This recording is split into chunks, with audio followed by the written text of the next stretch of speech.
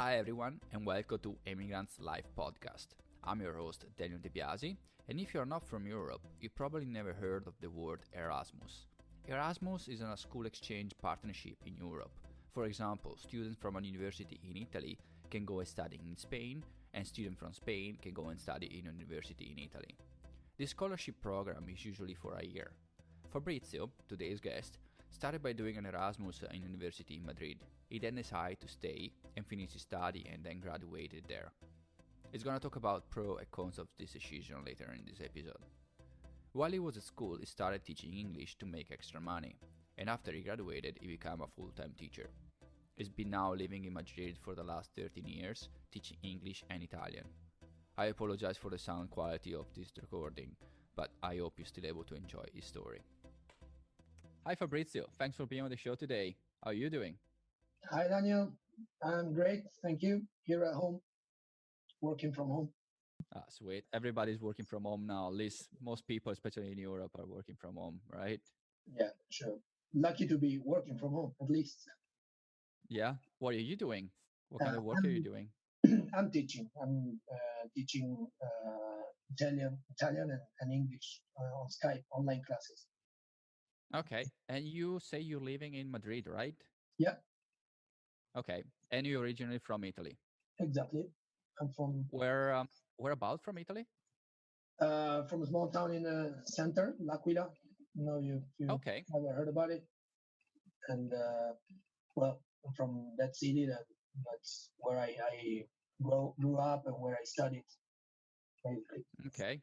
And at what age did you leave? Did you leave Italy? I left when I was 22. It was like my third year of university, I think. And I came straight to Madrid. Actually, I've always been here after leaving my country. I haven't lived in another city or country. Okay. And why Madrid? Why Madrid? Well, this is quite simple. Basically, I was studying a degree of languages, and my first two languages were Spanish and English. And I had two possible destinations, or two possible countries to go to: Mm-hmm. England, or well, let's say England, or any other English-speaking country, or Spain, basically. And to be honest, it was really, really hard to get to England, to get a place for England, London, or there were no many options. Uh, so it was much easier to come to Madrid or to some other Spanish city. There were like several options in Spain. I think like 9 or 10. So it was just easier to come here. And for me, honestly, it was the same. I didn't have any specific preference. For me, Okay. both worked perfectly because they were my two main languages in the degree, and I was interested in practicing both and knowing both cultures. So that's why in the end I went for Madrid. Okay. And why was so hard to go to England? Because of the school or?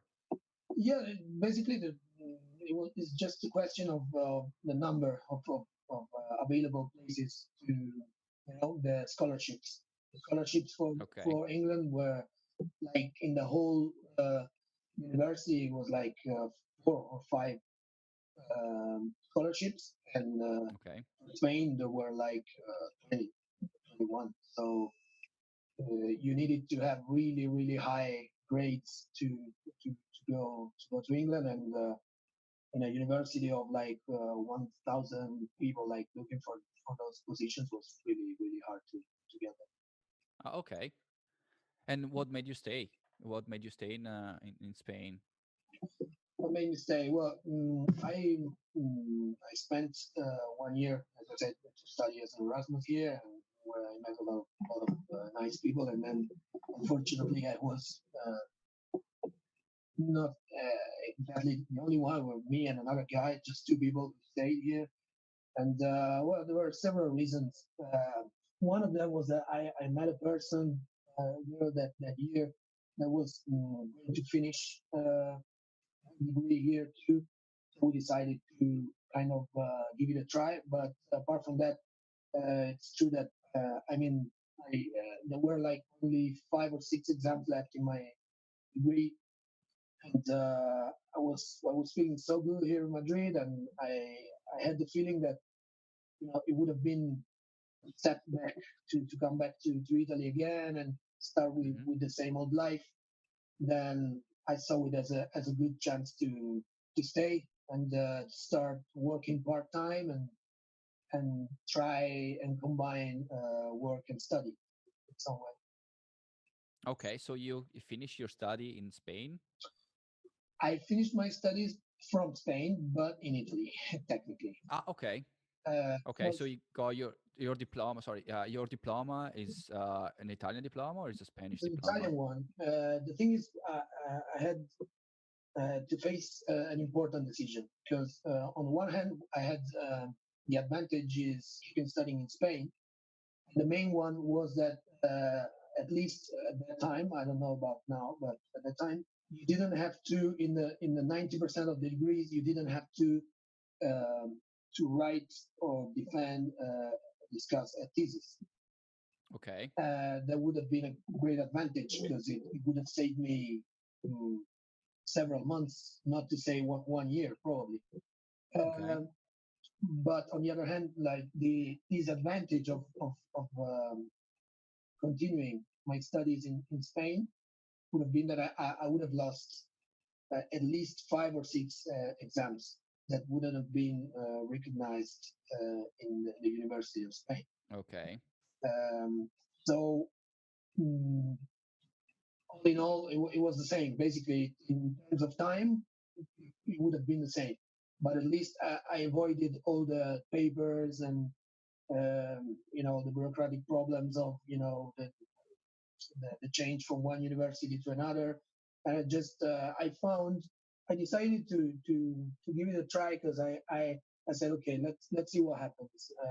I'll speak to a couple of my teachers back to Italy Hmm. and see if I have possibilities to do that. And in the end, it worked because I was lucky. I found a teacher who was not strictly related to my field, but I had one exam or two with him, and he gave me the chance to do the thesis from Spain, everything online, email, and just I found all the material in the libraries here. I guess there is even more material in Madrid than in my hometown. So the only problem was doing the exams back every 3 4 months because some teachers didn't really like the fact that I wasn't attending the courses. They tried to make it more difficult for me to pass the exam, even though I studied extra material, a lot of extra material to compensate. But still, 2 or 3 of them didn't really like it, and they got me into trouble a couple of times. But it took me a bit longer than I expected, but I made it in the end. It took me a couple of years. Okay. Just a question, and I'm not familiar with the university. I've never been to the university. Uh, but the question that comes to my mind is why did you didn't go back to Italy to finish your study and then move back to Madrid? Well, Wouldn't it be easier? sorry, the last question was the last point. Wouldn't wouldn't that be easier just to go Okay. back to Italy to finish it? Maybe I just don't like easy things sometimes. I don't know. Okay. I think that I thought about it, of course, and the hardest part of it was to tell my parents that were waiting for me to come back that I wouldn't come back anymore. You know, Mm, but okay. in the end, I thought that I was kind of scared of going back and then coming back again. I was not sure whether I would have made it anyway. So I said, okay, if I stay, I'll go for it. I'll stay from now. I don't want to start having different options. So I decided to find a place to stay, and I had a couple of contacts too from friends of the Erasmus that helped me start mm, working in some way. So I didn't Okay. want also this, I didn't want to miss this chance. Said probably if I go back to Italy and I come back in 1 year, things may change. I may change my mind. So I don't want to. I want to, carpe diem, and I said, let's do it now. Oh, I get it. So it would be the fear, yeah, the fear of going back to, what if I go back to Italy? I don't want to leave because something happens, and I don't want to leave any Italy. Don't want to leave Italy anymore.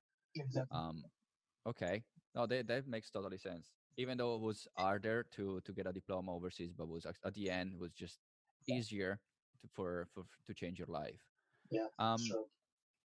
does that diploma have any value in Spain? Can you use the university degree that you got in Italy in Spain, or no? Yeah, I can use it. There were some differences at the time. I mean, I'm not really into all the technical changes that have been going on all through all these years. It counts like a short degree, a three-year degree, and Okay, uh, and then I decided to do a master here in Spain. okay, I think at that time, when things changed in Italy, they hadn't changed in Spain yet. So what was a master in Spain, my type of master, the shortest one, uh, was the correspondent to a sort of specialization in Italy, okay, like a specific degree. So this this master I did in Spain corresponds to is 1 year master, but it corresponds to 2 years more in my degree in Italy, let's say. okay, So I could combine these two things, and in the end, it's like as if I have done the short degree plus the two extra years in Italy, and that's it. It's called a master, but indeed, is the value it has is not really like a master. What do you mean by that? I mean that it corresponds to the two extra years of the university in Italy, and that was not called master. So Ah, okay, okay, got it.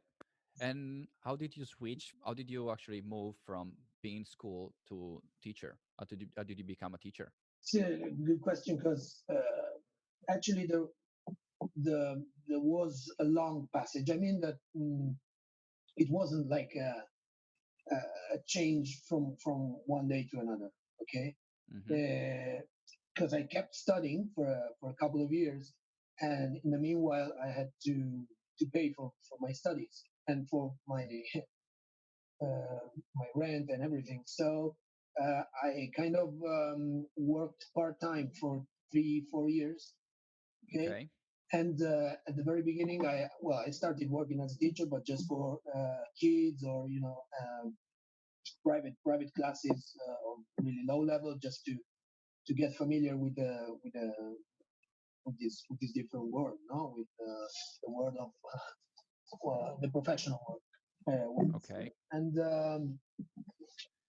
then that's it basically. And then progressively, I started working more and more and with higher levels and higher level students and groups. At the beginning, just individual classes. Then started mm-hmm. working with small groups, and so I think seem to remember that after maybe 3 or 4 years in Spain, when I completely finished my studies. Yeah, it took me 2 years to finish my studies in Italy and two more for my master. So after 4 years, I stopped studying and I started working full time. And so for me, the change was not so traumatic because Mm-hmm. it happened along the way, little by step. It was not like from 1 year to another, from June to September. It was just, step by step. Okay, so the transition was pretty smooth. You already teaching others while you were studying. Exactly. So after you finish, you just doubled down and you were just working more hours. Is that Exactly. I right? just started working more and more hours, and it was really interesting actually because I was studying, you know, for what I was working in, you know. So at the same time, I was learning a lot of. I was learning a lot of things, and they gave me a lot of to use in my job. So kind of interesting. I was experimenting things and what I was learning in class, and well, it was quite useful, I would say, because the master I didn't tell you before, but it was in English linguistics, but Okay. my branch was specific for teaching. Okay. We had two options. One was translation, and the other one was teaching, and I choose teaching. And why did you pick teaching? Because you already knew what that you want to be like a teacher, become a teacher, or was Maybe there was you know, I think that I guess uh, the idea of just translating was boring to me. okay. I had made a couple of translations for friends from Italian to Spanish, or the other way around, or English, helping easy things. But and I realized that I liked it, but then I didn't feel passionate about that. Mm-hmm. I, the idea of working with translations all day was not really appealing. To me. So teaching, well, I guess in some way, yes. As you said, it was in my mind in some way. I had a couple of really interesting and nice and inspiring, let's say, teachers during my years at school and in the university too, and probably uh, admiration I felt for two or three of them gave me uh, was a good motivation to try and become a teacher. Basically, great.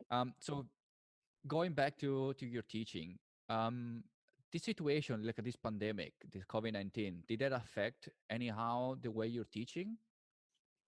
Yeah, definitely. Because from the very beginning of the um, lockdown, even before the lockdown, I would say, I would say that my field was the probably the first one affected by Mm-hmm. the decisions of the government. Because all the you know I'm teaching in a company, and normally when there are these kind of situations, the first thing they do is like to stop, you know, extra things for them, which in this case Yeah. classes, because teachers are external people who just go to the company, just teach, Mm-hmm. and they decided to interrupt the classes immediately. So for the first 2 months, a bit more than a month and a half, I've been working like the half than I used to Okay. because I just I stopped my company classes and I am well. And back to your question, the way I'm working has changed completely because I started working from home, of course. Then I'm just using Skype or this kind of programs. Then I'm working online, as many people do. And well, actually, I had to reschedule a little bit of everything, the timetable and the number of hours I have is almost nothing now.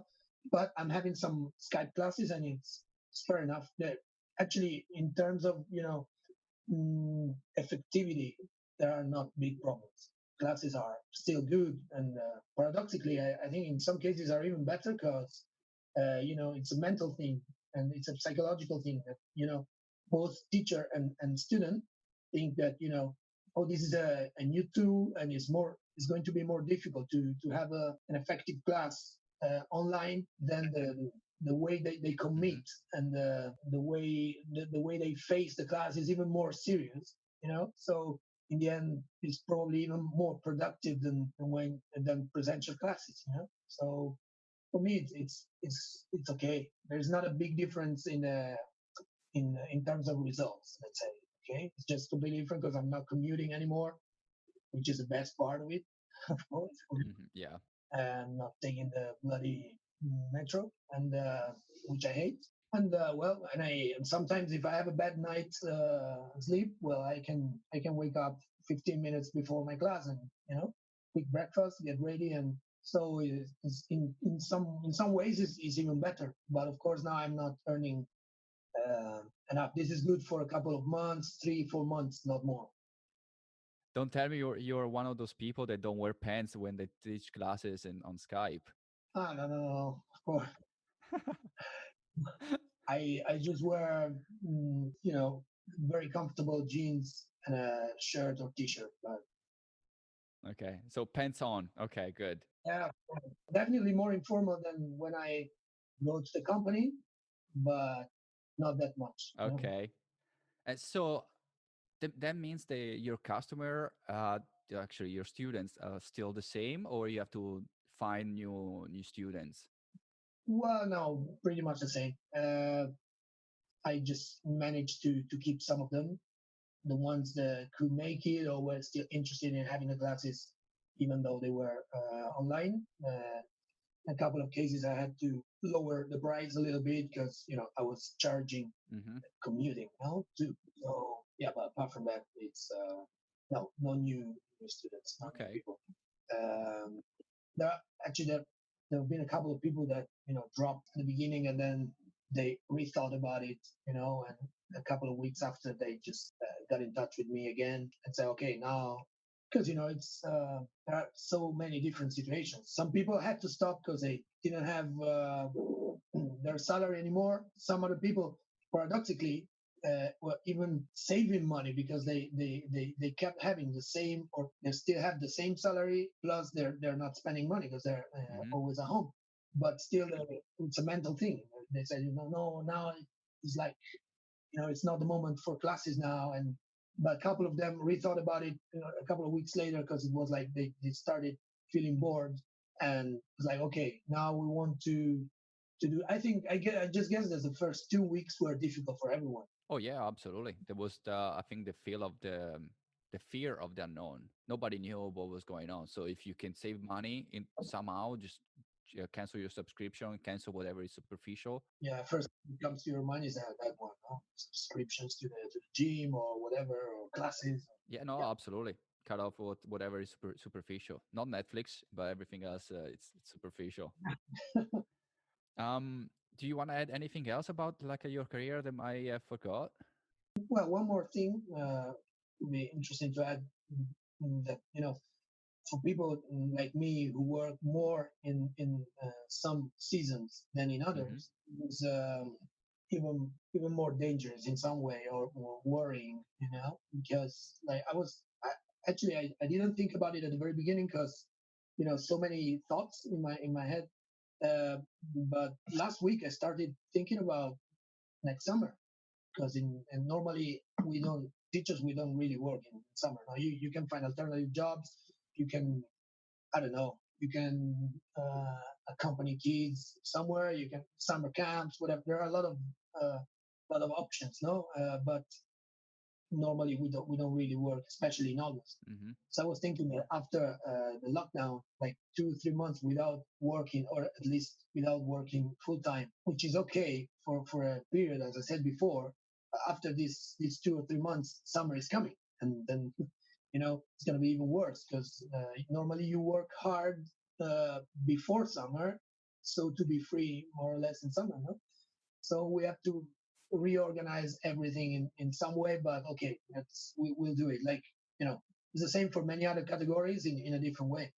Like people who work in bars, restaurants, or tourism. Mm-hmm. Uh, it's a drama, no, for them. Even I would say much worse than me, for example. So I don't complain at all.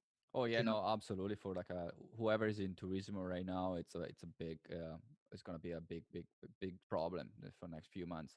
But do you think this summer is gonna be like a normal summer, or because people's been home for so long, they're gonna just work through August without any break? Yeah, I guess. Well, normal summer definitely not. I think.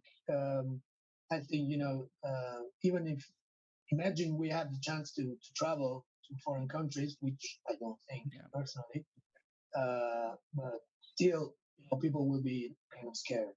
Probably, I don't know. I heard something from the other day. They were thinking about taking holidays to places nearby where you live, stuff like that. So near your residence. So I guess if any holiday, it's gonna be something much more simple, like back in the old times when people used to take the flights so frequently, and of course, as you said, maybe not everyone, but that will be, in my opinion, there will be a good part of the population that will have to find alternative jobs during the summer to try and get some money back for the next months, for September and for autumn in general, because we don't even know what's going to happen after a couple of months after the summer. We don't know if in autumn there could be another explosion of the virus or not. So I think now we have to be really cautious and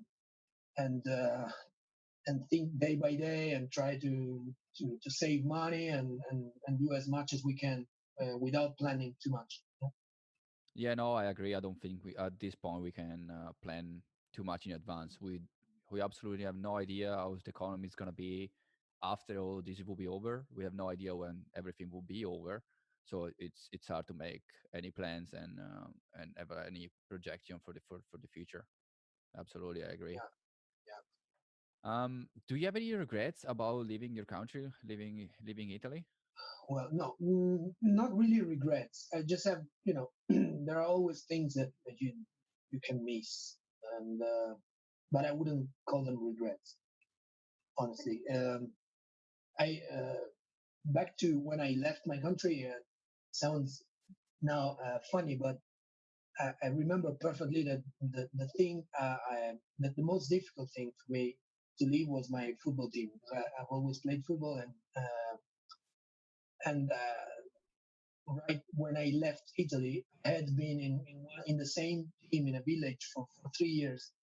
And the relationships I had with all the teammates and the people from the village in general, the club and everyone, were so good. I made so many friends there. So I was only scared, you know, to leave that situation. But okay, it's the price I had to pay. It was the price I had to pay in that moment. Actually, the next year was even worse because initially I had the idea to come back and start playing again for them, and it was really hard to tell my old teammates and my old club that now in the end I'm not coming back. I'm staying here, and that was the hardest part. I know it was not professional football; Hmm. it was amateur football, but it was decent level, and for me it was. It was the hardest part. Of course, it's never easy to leave your family, to live away from your family. But in the end, depending on the culture and the education you receive, my family has always been great to me, and we have a wonderful relationship with each other. But we've never been too traditional. We've never been together too much. So in that respect, in that sense, it's not a drama. We keep in touch as much as we can, and when I have the chance, I go back to Italy. Of course, in that moment, as I said before, it's really hard, especially for my parents, though. But they got used very very quickly, I would say. So, and well, if I can add something else, there was Hmm. one part of my life, a really hard one. There was a when there was an earthquake, a really big one in my city in 2009, I think. Oh yeah. Uh, and about this, I would say again that on the one hand, I was lucky to be here and keep having a normal life, but on the other one, it was really hard for me not to be close to my family and not to leave the reconstruction. Now it's been 11 years and they are still rebuilding the city, but it's in much better conditions now than some years ago. But for me, well, it hurts a little bit the fact that I I didn't have the chance to do anything to help them come back, even though well what I could have done it's maybe nothing, no, Hmm. but the mere fact that symbolic fact that I could have been there and lived the city in the hard moments. It hurts me a little bit that it's like sometimes I feel kind of guilty for not being here in the difficult moments. But in the end, I realize that it's just not my fault. I had made a previous decision, and these are the two things that bother me the most. My old football team and the earthquake. But this is just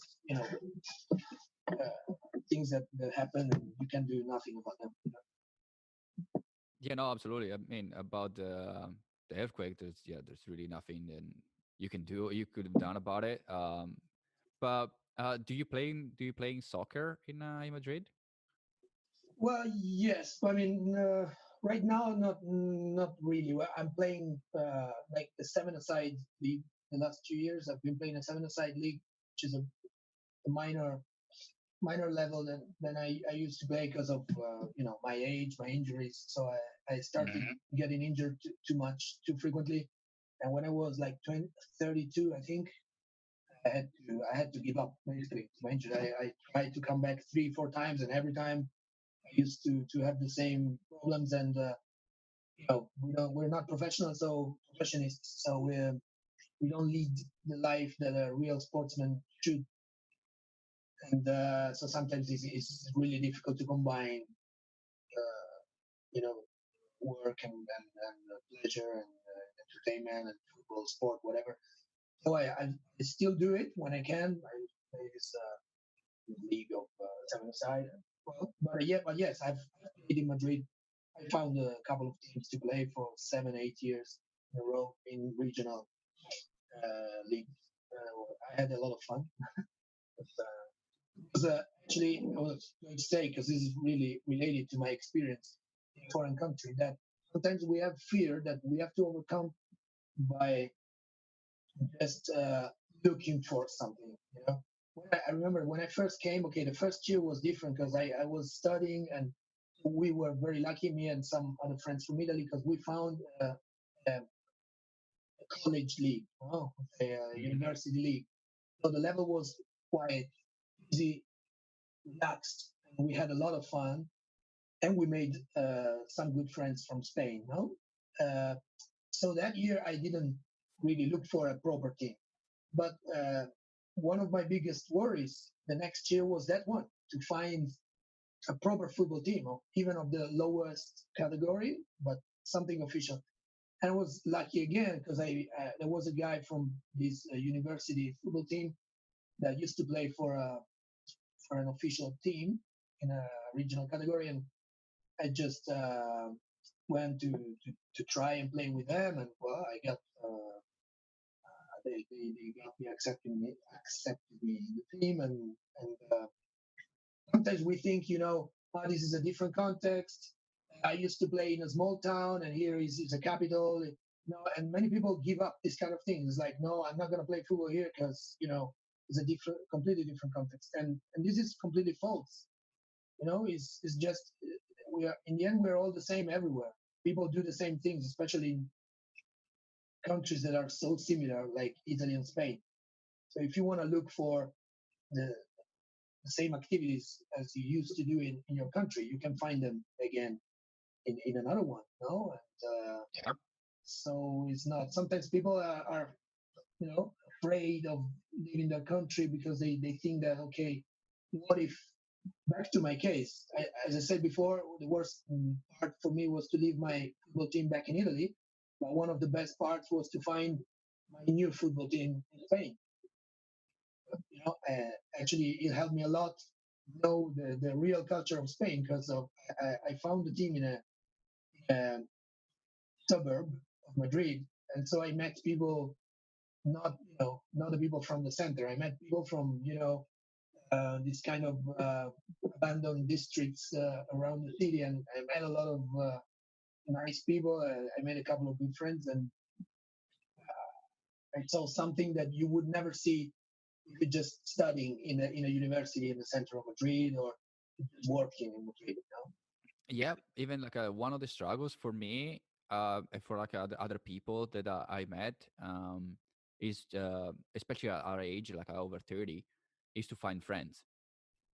Because even in, going back to Italy, all my friends were either people from school, or mostly people from school, or people from the same town.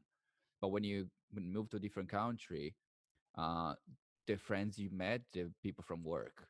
And the people from work are older than you, they already have a family, it's hard to to make connection. So I believe like having um be lucky like you to be passionate about soccer and be able to play soccer. I think that's a huge part of create like your own new community, new friends, and make feel like a place like home, right? Yeah, I totally agree. That actually, this is one point I was forgetting about. That is making friends. Even though I've been here for 13 years, I have to be honest. It's not so easy to make friends from local friends. Let's say it's not that easy because everywhere you go, like people have their circles, in some way. And Spain is a very warm country. Madrileñans are great, but many times they are great. More, first contact. They're very warm and very nice, but then to become a real friend of someone is not easy. Then what happens many times when you go to live abroad is that you make friends from other countries too, other foreigners. Yeah. Uh, Master, you're studying or you work, and there is a guy from Argentina or a guy from somewhere else, and of course you have something in common. No? This person. That's one of the negative things that sometimes you make friends from other countries and they're not here forever. So you can make really good friends that maybe are staying here just for 2 years for studies, and then they're going to leave again, and you have to start again. That happened to me, especially the first 2 3 years.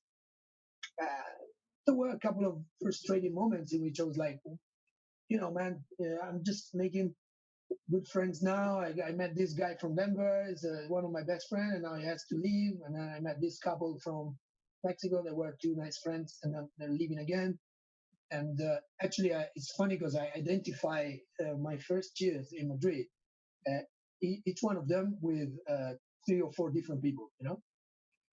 2008 and 9, 8 and 9 was like the year of the American friend, and uh, but but it's not always like that. I have a couple of Spanish friends from here that still keep in touch. And the nice thing is that in the end, with most of them, with most of these people that went back to their countries, we are still in touch, and we've seen each other again.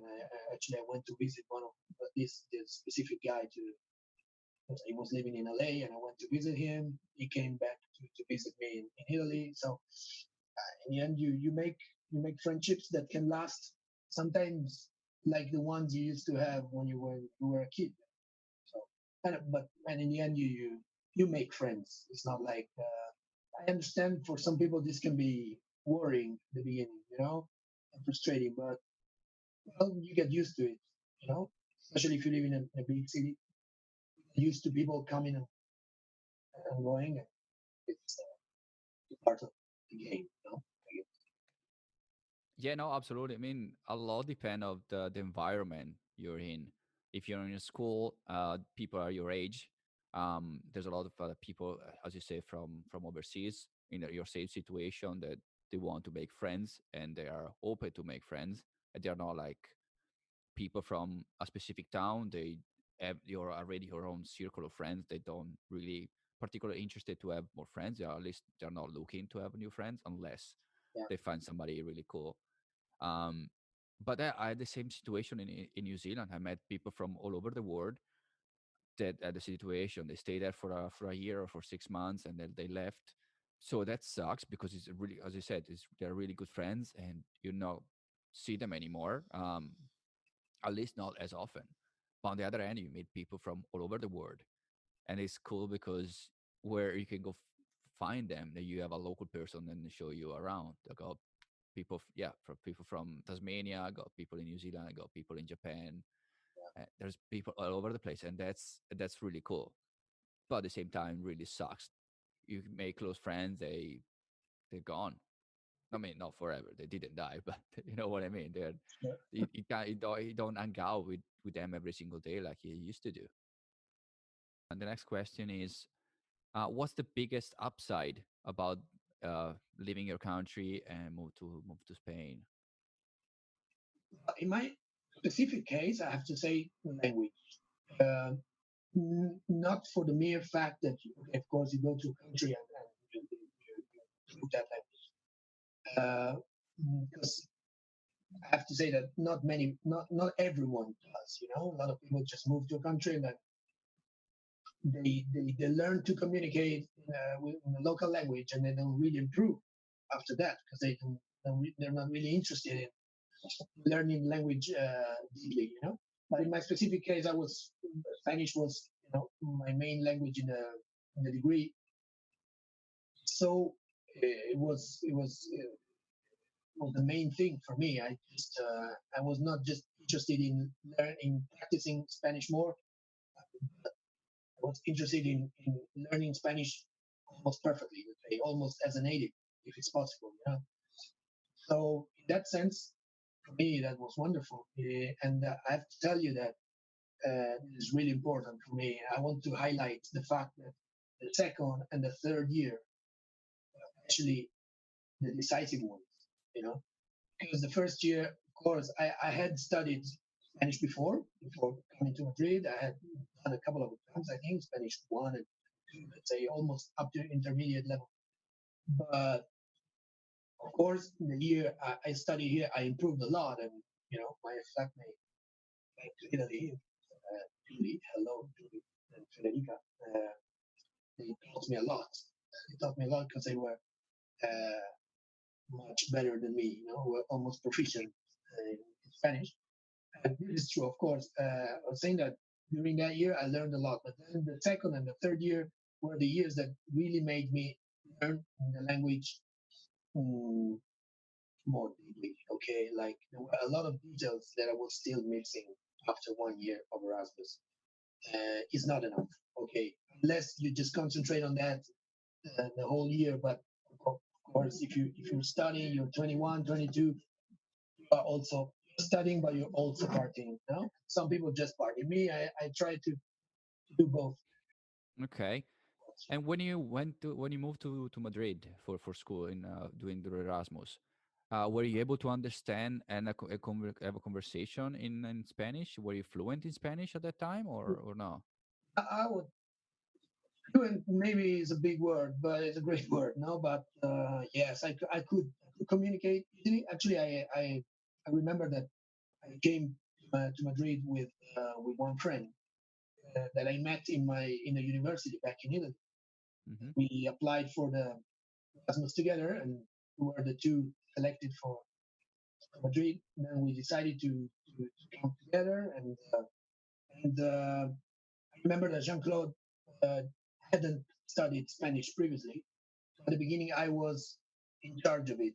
I was the one to try and communicate for both. And Hmm. actually, it helped me a lot. The fact that he relied on me so much, it was a bigger responsibility, and I had to make the double effort. And well, I could communicate with no problem. But yes, I mean, I was not that fluent. Definitely, my vocabulary was quite limited. Back to the first part of the question, understanding from a conversation, yes, but like jokes or some old people speaking faster, I could get lost more than once at the beginning. Yeah, but Yeah, no, especially jokes. It takes a while before you can yeah, have enough knowledge that vocabulary will be enough to understand jokes. It takes a while. yes, but in my case, it helped a lot. Both, I mean, the fact that I had studied something previously, and also the fact that Italian and Spanish are not that different. No, some words are exactly the same. Yeah, exactly. Some words are the same, and the structure of the sentence can be different sometimes, but I mean, 80% of the time it's very similar. So, and the character that helps too. No, we are different. I mean, there are more differences than people think between Spanish and Italian people, but you know, not that much. We have a lot of similarities too. So that helped too. Of course, the fact that, and I have the feeling that Spanish people have, in most of the cases, have feel sympathy for Italian people, and this Okay. helps too. If they say, "Oh, "Where are you from?" Italy, oh, and they start making jokes to you, and we're like brother. We are siblings, hermanos, and so yes. Also, when it comes to communicate, that helps a lot too. Yeah, no, absolutely. Yeah, But a similar situation when I was in high school. We went to Paris for a trip, and I remember with my friend and I on the Eiffel Tower, and there was a group of students from Spain, a group of girls students from Spain, and I was with my friend. My friend is really good looking friend. He's a good looking, he's really handsome. But when we told them we were Italian, they were like going completely bananas. They started taking pictures of us. It was just like completely crazy. I still remember that scene. yeah, it doesn't surprise me. Yeah, yeah. Sometimes being Italian is not that bad, I have to say. It can happen. Some people have prejudice, negative prejudice. Sometimes depending on situation, but most of the times is a positive aspect. I think. Yeah, You know, it is. yeah, yeah. And what's the main thing that helped you to settle down in Madrid? Really, the fact that at the beginning I was in a couple that helped me Okay. a lot because the second year all our friends left, and all not all our friends, but 95% of them. So we had to start a little bit in the beginning, let's say. So putting friends together from my side, her side, helped a little bit, and the fact that you were not completely alone, you were with someone else, at least with one person, with your partner. That helps, of course. It wouldn't have been the same if I had been completely alone, but I don't think that would have changed, much. It would have just gone a different way. I think Okay. I would have stayed. I would have made the first year maybe some different friendships. I would have lived maybe a crazier life than I used to, but I would have stayed and very happily too. So probably it's just for the very beginning. When it just started, the beginning of the second year, the fact of having someone there, and of course, not only. I mean, a couple of Spanish friends we made during the Erasmus that were settled in Madrid. Of course, they were from Madrid and or from near cities, but they were studying in Madrid, so they helped me a lot being with them and hanging out a couple of times a month at least.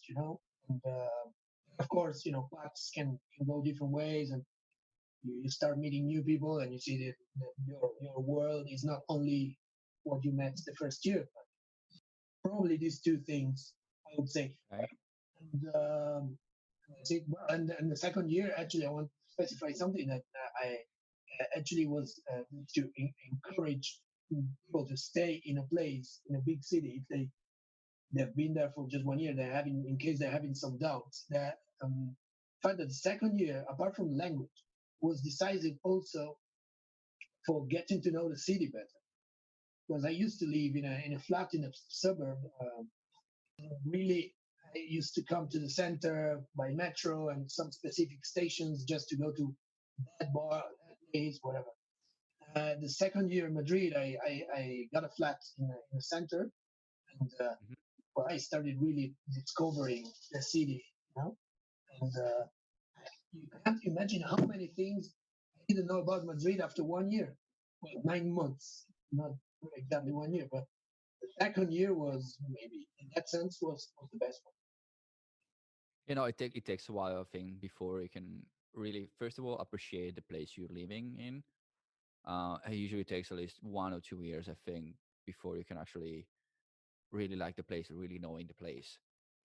So it takes time, absolutely. Yeah, especially big city. Do you feel lucky to be an immigrant? I don't know if lucky or not. Maybe I'd say yes or no. Definitely, I would say more yes than no. It's a very complex concept, no, because you can be from depending on where you are and where you are from. The conditions can be very different. So, as I said before, Spanish people have a really good. They're very, they feel a good sympathy for us, for Italian people. In 13 years I've been here, a few times I felt not Spanish. Uh, Hmm. Only a few times I felt some kind of difficulty for not being Spanish, and I really felt a foreigner. You know, like Okay. there are always episodes. I remember a funny. I don't know if I have time for that. But it's a funny Oh, episode. absolutely. A funny episode of me funny. In that moment, not really. The Metro some years ago actually was like I had been here for only 2 years or 1.5, and I was sitting on a seat in the Metro. It was supposed to be for old people, and I hadn't realized that. And the three old people started literally attacking me, like, "What are you doing? You're sitting. You shouldn't be sitting there. There are old people." And so I was just reading a book, and I promise I didn't realize it, but okay, go ahead, no. And but it was not enough. They wanted more. As soon as I got back to them, saying, "Of course, go ahead, take the seat." I didn't realize. Sorry, they realized I had a different accent from Spanish, you Mm-hmm. know? And they started insulting me like, "You bloody Romanian," they said at the beginning, and they thought I was Romanian, and then said, "No, no, I'm not Romanian. I'm Italian." And one woman said to me, "Well, it's even worse because Romanian people come here and steal, and but you Italians don't just steal; you steal our women." And that was so funny. That then, of course, with my sense of humor, I got back to her, and I was a bit, of course, I felt attacked, So I said, "Well, don't worry, lady. Nobody, you're not in danger. Your husband doesn't need to worry about you because nobody's gonna steal you." But oh, and that, but apart from one funny episode like that, funny, well, this is really racist, actually. Funny But because it of is. the way I'm trying to see it, but it's really awful. Um, I mean, 3, 4, 5 episodes in 13 years is nothing. No, absolutely. I mean, you see other countries, there are way worse situation, and people can even be born in a country but different have color, different color skin, and they got prejudice and anyway. So Actually, this is the paradox of Spain. That if there is some racism left, like everywhere, there's always some racism left. You can notice it is more towards people that Spanish speakers, but coming from South America or Latin America in general, than towards Italians. And that this is incredible, huh? Because we are closer geographically, but they speak the same language, and they share the language is the most. It's the first thing, they speak the same language in a different way, different accents, some different words, but it's the same language. But as an Italian, back to your question, I've always felt good here. Well, and more in general, I feel lucky to be an immigrant because it's banal to say this, but it's true. In the end, you learn a lot of things. But the most important thing is that mm, when you live in a country for many years in a row, you start really understanding the way they think from inside. It's not only okay if you travel, you discover many cultures, you whatever you want, but it's not the same. You still on the other side, of the barrier. So it's like, okay, why this? You go to the Netherlands and they see that they are obsessed with bicycles, but you still think why they are so obsessed with giving the priority to bicycles all the time. But probably if you live in the Netherlands for 6 years or 3 years, you start seeing things from their point of view, and yeah, that helps feeling more empathy and understanding that in the end we're all the same, no? In some way, we're all with our differences. no, absolutely. I was in Madrid a few years now with my brother. And even then, my brother usually get really grumpy when he's get angry. So like at 7 o'clock, we have to go. 7 o'clock, and now we have to get dinner because we couldn't wait any longer. We went to the restaurant. There was just barely nobody at the restaurant. Probably was just us. And we feel like what's going on? Like at 7 o'clock, nobody's eating at the restaurant. And then the next day, like, okay, let's wait tomorrow. Let's try to do a little bit later. But even then, 8 o'clock, still nobody at the restaurant. While in Italy, it's completely normal. 7 o'clock, 8 o'clock, that's the time where Yeah, we have dinner. But not in Spain. Everything it seems postponed in Spain, and you guys have like a dinner really late. Even the shop, I remember seeing like a barber shop or a hair salon open at 10 o'clock at night. yeah, it's great for me. Yeah, I love it.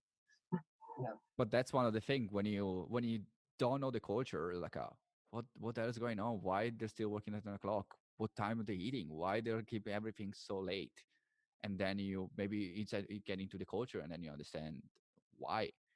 Yeah, exactly. And actually, now for me, it's not because I live here and I have to show off, like, oh, I'm the Spanish one. Not, absolutely not. But yeah, I don't like these kind of things. But really, I got used to the for example, speaking about timetable, to longer days. Because here, now it's almost 9 o'clock here, and we're still in April, and there is still the sunlight outside.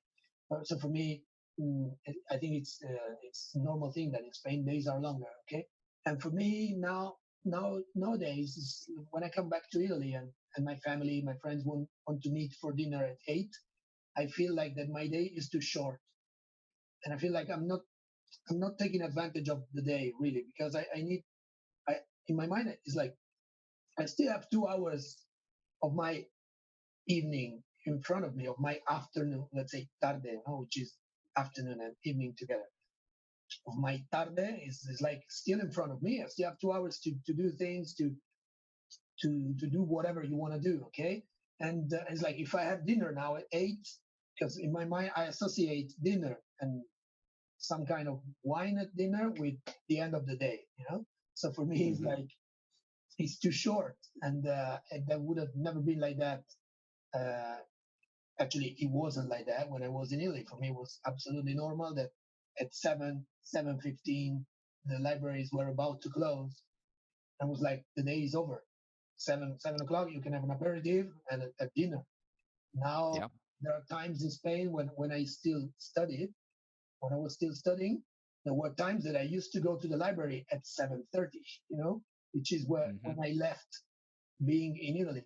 And well, you going to speaking to my parents. Yeah, I'm going to the library now, like 7:30. Yeah, still open till 10, so 2 hours and a half to study. It's enough for me. And yeah, this is just something basic. Now, of course, then there are deeper things that more cultural and regarding the respect of rules and the way people see things, which is more that it would take us hours now to speak about. But talking about something more simple, yeah, definitely. Yeah, no, absolutely. But even the language, like for me, even like learning English, saying like a please every time, thank you every time. Now I use that in Italian, and sometimes even when go back to Italy and say please all the time, say thank you all the time, people look at me like you're not from here, because we don't do that. Even just like when you meet somebody, like you ask how are you. In Italy, you don't do that. Just the language automatically, even in English, is many times is not a real question. How's it going? It's more like a way to say hi. Say hi, start a conversation. But it's kind of like a started conversation. You ask somebody else how are they, and it's and that's the part of the part of the thing that change in your mind from learning a new language. Being Yeah, that mindset, yeah, be interesting. interested in somebody else and not just on you. Yeah, as if you're there for a different country for a period, for a short period, you don't understand this kind of thing. It's just you come back to your country and say, I don't know, like I don't know why they do so. Now, after a while, you start getting into that mentality, and okay, now for me, the same in Spanish. Many times people say "qué tal," which is like "how are you," but they don't really mean it, and they say it all the time. And as you said now, that in Italian we don't do that. So at the beginning, I had the exact same feeling. At the beginning, every time someone said "qué tal," I started replying, and then I saw that people just slipped away. It's like it's just Yeah. he asked me how I'm feeling, and now I know it. So now I do it, and it's automatic for me. I say "qué tal," and I leave too. I don't feel impolite. I just know it's part of the culture. Yeah. No, absolutely. It was actually a couple of weeks before the pandemic started. There was like a worker in front of my building, and he said the same thing. He asked me how's it going or something like that, and I think I replied to him like he was looking at me like, "Oh, I was not expecting an answer from you," and we started having a conversation like a quick chat. But it was not. It was oh, I wasn't expecting you to say anything back to me. Did you really say it? That was No, he said to you, I was. Yeah. He said like, "How are you?" Like, "Oh, pretty good. How are you?" It was like What? Are you replying to me? What's going on here? He told me, like, I wasn't expecting you to reply. So that's beautiful. The fact that he told you. Last question. If you could go back in time to when you left, what would you say to your young self? If you kind of have like a time machine to go back in time, the day you left Italy. Uh, I would just say go for it and just do it. Don't be afraid. Don't be afraid. Okay. It was not really my case in the beginning, but it's true that after the first year Erasmus, okay, it took me a while to get used to the idea. No, it took me a couple of months, but I would just say go ahead, just follow your instinct. An age you're young enough to make crazy decisions in some way, even though it's not that crazy, man. And why not? I mean, always have time to come back to your place and your family and your comfort zone. So if we don't try these kind of experiences when we are 22, 23, 24, and strong and eager and enthusiastic about life, when should we do that? So Absolutely. here's what I would say: just go for it. You have a feeling that something great is going to happen, and whatever happens, you will never regret it. And it doesn't go the way you want it. It's something to learn from. Still be an experience in some way. So we don't have to. My opinion, we should never see these kind of things from a serious point of view. Yeah, no, exactly. If the things don't go as you planned it, but still a great experience. It's a great life experience. Awesome. And where people can find you? I guess by email is gonna be the easiest thing and very formal and easy. I check my email daily, almost every day. Like so for work reasons. So I'd be really happy to be useful to anyone or helpful to anyone who wants to get some more information or wants to clear more doubts about my experience or whatever. I will be just delighted. Awesome. Awesome. Thank you very much. I will definitely put the link in the show notes for your email address. So if the people can want to text you, they can find it there. So thank you very much for being my guest and for today's episode. Thanks a lot. No problem. It's been a pleasure, and thank you. Thank you a lot for inviting me and having me here, giving me the chance to share my my legal experience. Awesome. No worries. My pleasure. Awesome. Thank you very much. Thank you, Daniel. Talk soon. Okay. Bye. Bye. Hey, I hope you were able to enjoy this episode. I know the sound quality wasn't the best. Sometimes doing the interview over the internet can have these kind of issues. But thank you so much for tuning in. You can subscribe wherever you listen to your podcast, and you can find the show notes in the description and on the website emigrantslife.com. And if you want to be on the show, you can send me an email at stories@emigrantslife.com. Talk to you in the next one. Ciao.